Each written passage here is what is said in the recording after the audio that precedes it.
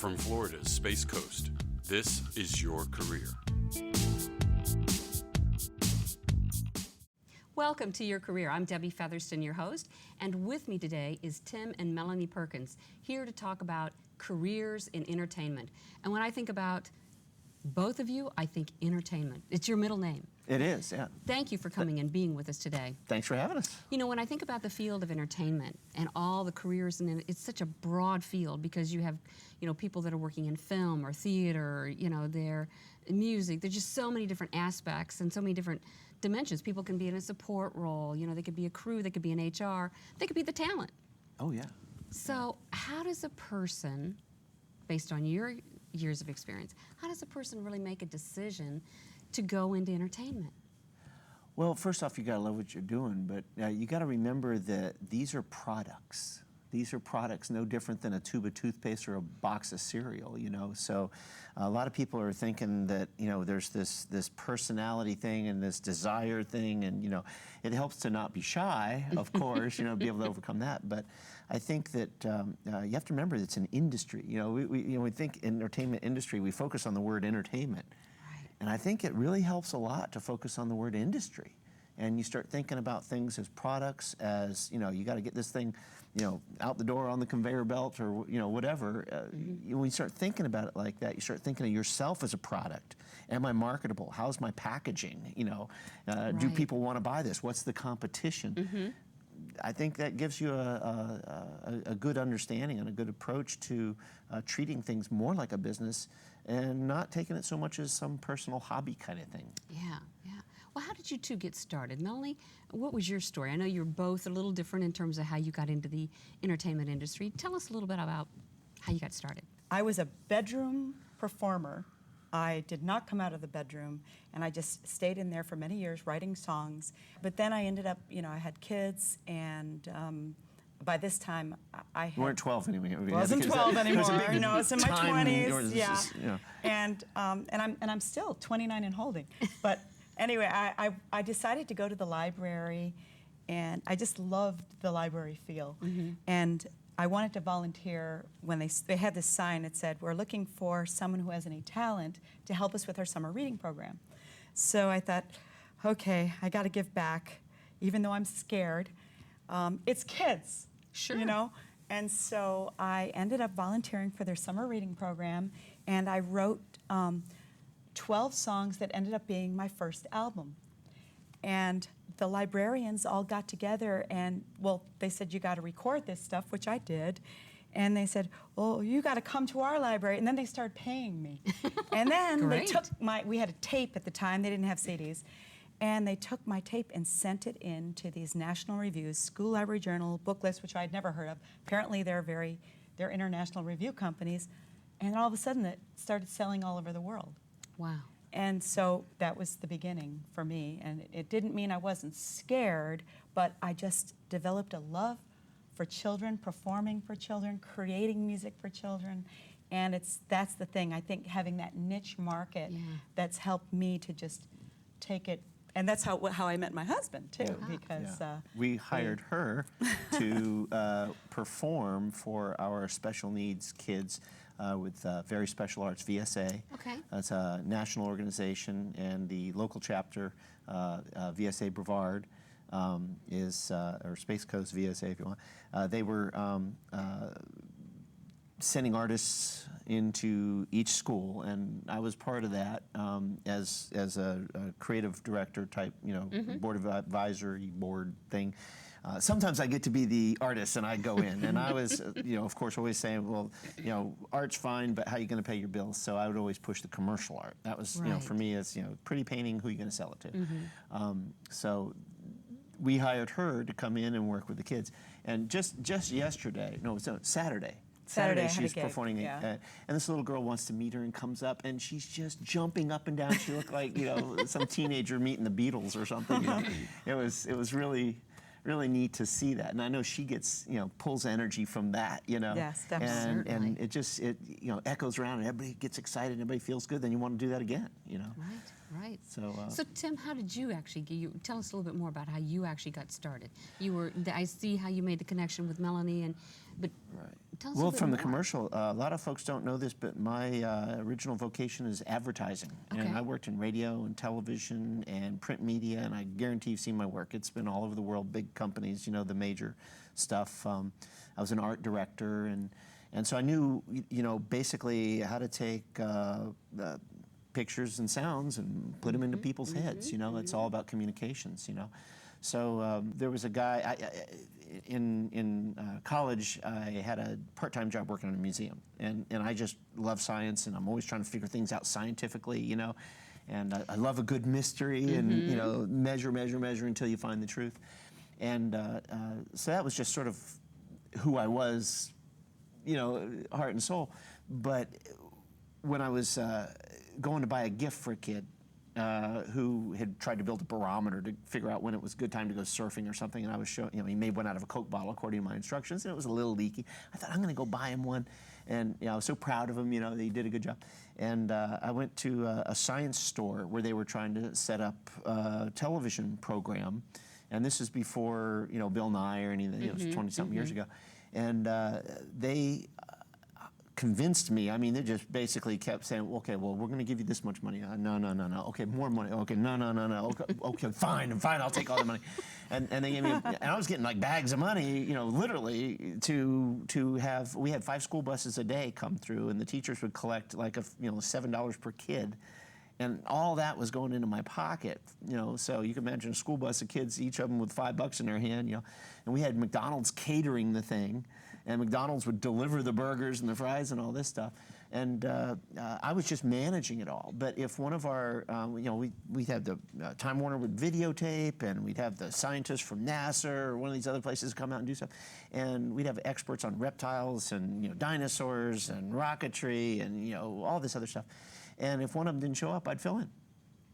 And they pretty much got all older and moved on and stopped, you know, retired, whatever. And pretty soon it was just me, and the kids started calling me Mr. Science because they didn't know what my real name was. And That's how it came about. It just Mr. stuck. Science Guy, right? Yeah, yeah. They just That's didn't, cool. yeah. So it's kind of, I wouldn't have chose that name because, you know, it's super generic. Yeah. You know, so it's like Mr. Smith or something. You know, I mean, it's just, yeah. So it was probably a, you know, bad call there. But you know, I wasn't really interested in that. I was just having fun and doing the thing. And we had all the schools sending their kids out, and this was when it was a lot easier to get a bus full of kids out of a school, and you know, nowadays you got to have all the lawyers involved, and you know, you got to get overtime pay for the bus driver and all this union this and that. And, you know. So back in the day, it was just let's hop in the bus and go, and so we had people out there directing the buses coming through, and the kids were coming through, and they'd see a show and get a prize and do a thing, and we'd videotape it, and I'd have all the tape, and and I was paying everybody, and then one day they said, you know, I know we hired you to get all this stuff all set up for the television and all this stuff, but we're pulling the plug on the whole deal. All the investors were pulling out. They were all arguing over European distribution rights and all this other mess. And I said, oh, okay. So they said, so tomorrow the place is locked up. And it was up to me to call all the people and say, your, you know, field trip's been canceled, and I couldn't do that. I just went ahead and called all the schools and said, yeah, we're just going to a different location, and I contacted the rec departments, and they have a business model, you know, nationwide. They have this standard format for how you run a municipal Parks and Recreation facilities, right? Yeah. And you know, depending on budget, they have, you know, if you go to school to learn how to be a rec leader 1 or 2 or whatever, recreation specialist, then they teach you, you know, here's how you do it, here's how you run the budget, here's how you get the community involved and all. And so I knew what their business model was, and I went down there and I said, I want to take this part of your business model and this part of your business model and mash it together and create this product. And they went, oh, that would work. And I said, yes, it will. Let's do that. And they were like, okay. So basically I would rent entire civic centers, and I had 0 overhead because let's say nobody showed up, I would get, you know, 0% of 0. And yeah, it went well. 100% People always showed up. People, well, Oh, it was up let to me me to tell make you. sure they And showed up. today, you know. Yeah, well, business-wise, it worked good because we'd fill the hall, and I'd videotape it so I could resell it if I wanted. So it's a one-time event, but I can, you know, sell it again and again and again. And I'd have, I don't know, you know, it was over 20 years ago, but I'd make $800 before lunch. So that's really how you broke into it. Yeah. And it's continued to evolve. I'm Yeah. curious, what has surprised you most during this journey, you know? We were talking about this the other day, as a matter of fact. The idea that we have, what I found is that there's two camps. There's education, and then there's media, such as sales of products and, you know, Happy Meals and whatever, you know. And they're competing for the real estate of our kids' minds. They're trying to get into their kids' heads and say, hey, get this, do this. You know, well, the teachers are saying, you know, learn this, learn this.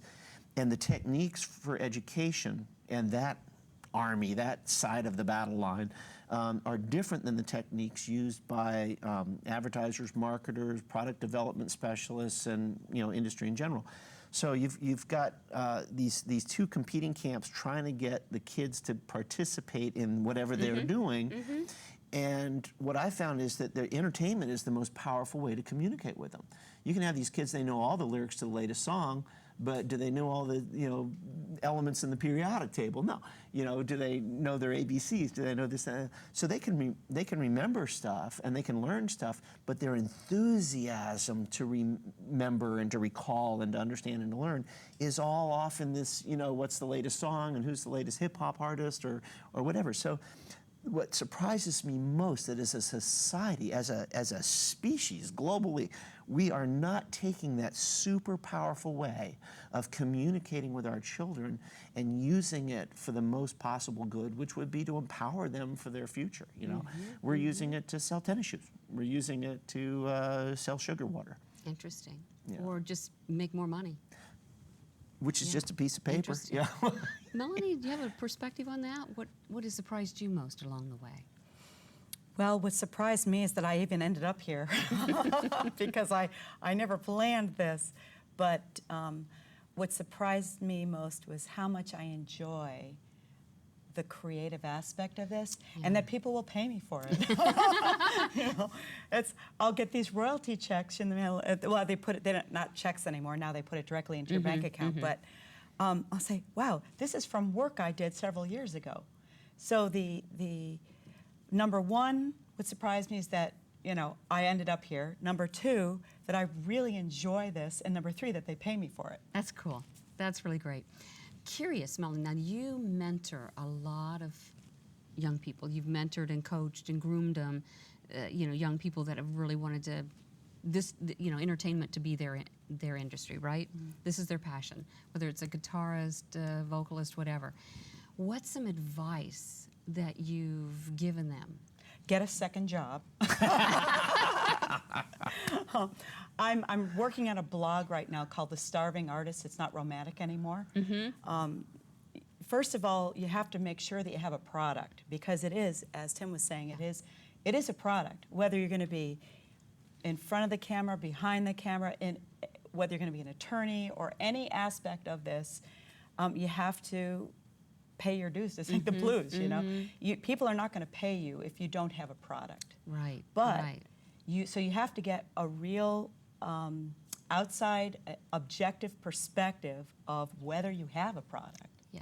You know, and don't Yeah. be afraid to ask questions. Don't delude yourself. Yeah, really. And then the other thing is, if you are really passionate and you do have a product, then you have to be willing to be committed, because in this type of a profession, it takes everything you've got. Yeah. There's so much competition. Find a niche, market, work that, and just keep going. You can't be iffy about it. You have to be confident, and you have to learn and study and rehearse and just put your whole heart into it. Sounds like And the more you know persistent. whatever it is that your niche is, or whatever that thing is, you know, maybe you got, you know, I don't know, frogs that you taught ballet to or something, and ooh, look at my, you know, dancing frogs. You need to know everything about your frogs. You need to know everything about ballet. You need to have that so wrapped up and just totally own it and live it. And when you can do that, you know, that takes a while. That, you know, that takes a lot of Sure. commitment. That takes We call that mastery. mastery. Yes, good word for that. Yes, exactly. Another thing I thought of is you have to realize that this is something like the development of the next crop, okay? When you go into this, you have to realize that you have to, right from the beginning, you have to realize you have to pass this on. I've seen so many people who are self-absorbed and they are never going to go anywhere. So you have to learn how to give of yourself and realize that this is a temporary position, and your job, in addition to entertaining or whatever aspect you chose, is to pass on the knowledge to the next crop of That's great. So people. really, once you Leadership achieve a level development. of, but once you achieve a level of mastery, then you want to begin to mentor and coach people like you do. Means nothing if you can't pass know, it on. that And they that's what had that's in what that. the librarians did for Yeah, Melanie. You know, so absolutely. it comes full circle. That is Exactly. so cool. What have you found that has really helped people to really stand out in a very crowded field? You know, lots of competition. A lot of people want to be entertainers, they think. There's a reason they say be a star, and if you're going to be a star, you got to shine. You got to shine. You got to be out there. Now, yeah, I often say, I'm not afraid to sing. That doesn't mean I'm any good, but singing's not my thing. But I'll go ahead and sing badly and own it, and I'm going to, be the loudest bad singer you ever heard. So what I lack in skill, I make up for enthusiasm. That enthusiasm is the product, not the singing, and I get that. Now, for her, she's got a little bit of enthusiasm, but she's got a lot of talent, and so I mean, she hits the notes. I'll hit most of the notes. She hits them all, and so that she doesn't have to, as I always say, fake it till you make it. So I can get out there and I can push and push and push and push.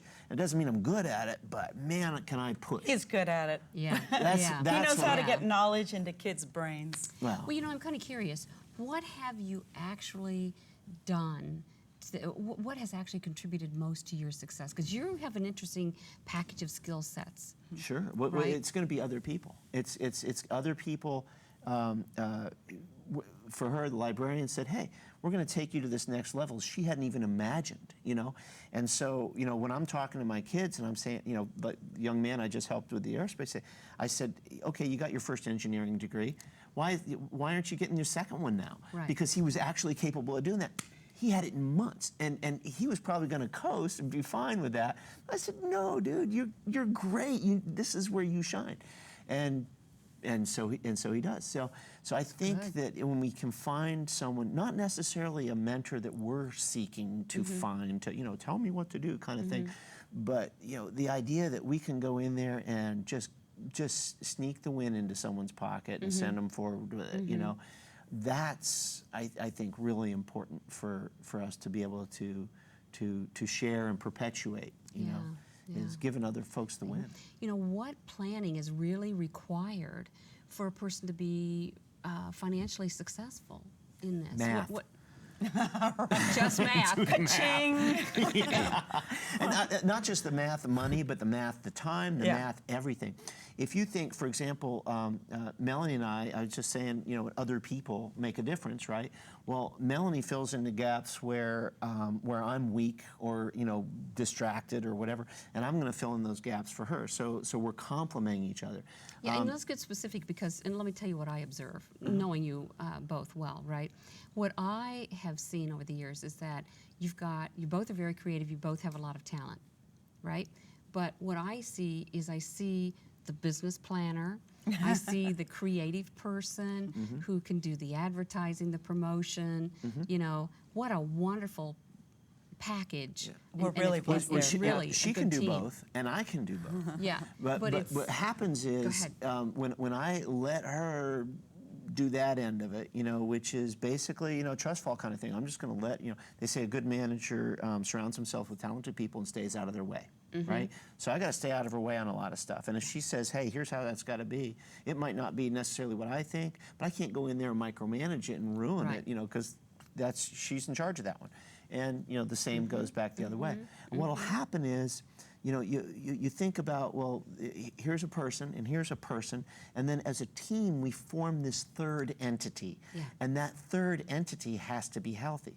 And the way to do that is anytime you have something that is interacting with something else, more than one thing, that interaction is either going to be constructive or destructive. There's no other version of what those are going to, there's no neutral. You get two things, they're going to interact. You're choosing to take steps that are destructive and wiping out your stairs, or you're choosing to take steps that make things easier for you. Yeah, because as I think about it, bring it back to the business side of it, because that's what I think entertainers, talent really need to understand is that you guys are blessed that you are a couple and that you have these shared and sometimes different skill sets that are not only going to get you out there because you've got the talent, but you've got the skill sets to run a business, to be strategic in planning and understanding profit and loss, and when it makes sense to push this product or not push that product. Doing And that's your where the market math comes in, analysis. because if you can just add stuff up, everything in the world's everything in the universe is part of a pattern, Right. which means every pattern is part of a pattern. Right.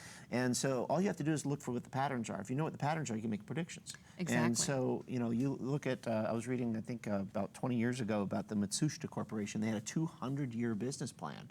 That outlives all Long of the plan. employees at the time of the development of the plan. Yeah. So most people are not planning that far in advance. Yeah. They're just reacting to what's going on around them. Right, right. And you have to be able to say, I'm going to plan things out. Now, what I always teach is that you have to have a minimum 3 plans. Your plan A, plan B, and plan S. Plan A is what you want to do. That's your main thing, okay? Plan B is your backup plan in case plan A isn't going so well and you made a mistake, okay? Plan S is the stupidest, worst thing that could happen. And the S plan is going to destroy you. It's going to wipe out everything. And you have to plan it in detail so that you can recognize it when it masquerades as plan A or B. So if you don't see plan S coming, it'll get you. Well, we've got just a few minutes left, and there's a couple questions that I want to go to, and I really would love to hear something new or anything that you, a song, as a performer. But here's a question. What is really on your radar? You guys, the one thing that you have done and do well is diversification in terms of your products. So what do you got going this year? I've been doing the science stuff for a long time, and of course I did the VSA, Very Special Arts, and did the art and stuff. I did Melany's album cover, as a matter of fact. Beautiful. I taught Photoshop. When Photoshop came out, Apple sent me around to teach people how to work it, and so almost everything on here is Photoshopped except her glasses, though she was actually wearing those goofy-looking glasses. One of my there, kids gave me those. That's great. How fun. So anyway, we've got our dog and all this stuff. So the art thing. So what a else lot you of people have? don't Do you know that have- I'm a talented artist and commercial artist, and if I tomorrow wasn't going to be Mr. Science, I could easily go get a job in advertising or. Any camps? Doing any camps? We're doing an art camp, and that, Okay, so we've that's got our where you're summer- going? Yeah, Okay, you got that's an where art I was going camp? with that long Yeah, list. okay. Right now. Only a few minutes left. Spring break camp, summer camps where we have music, we have art, we have science, and we're going to be doing public speaking, and development. Excellent. At the Image Mr. development. Science Laboratory. Beautiful. So where can they go to find some information? They can get it at Satellite Beach Satellite Beach Recreation Department. Okay. Yeah, they're gracious enough to put up with all of our craziness all the time and give us all the help we need to promote our products and all. And Well, we've got about 2.5 minutes. I I'll get will. my cape. Capo. Play us a favorite song. This is a song I wrote. It's called "Smile on My Face," and it's self-explanatory. This actually has a story behind it. I know we only have 2 minutes. She came home in tears because of a bad business person she was dealing with, and she was shattered. I mean, this guy was a real jerk. And it just wiped out stuff. And I've seen him coming, and I had him on my radar, and I'd already put up a brick wall, and he wasn't part of my deal anymore. But That was the and I warned her, inspiration. and she got hit. And so she came over and talked to me, and I said, you know what? We saw this coming. You're good. You're safe. Everything's fine. Now we know better. Every problem has an opportunity hiding in it. And she turned the problem into this song. Okay. Well, I'm only going to play like one verse of it and the chorus, but but you'll get the We've got a the couple gist of it. minutes.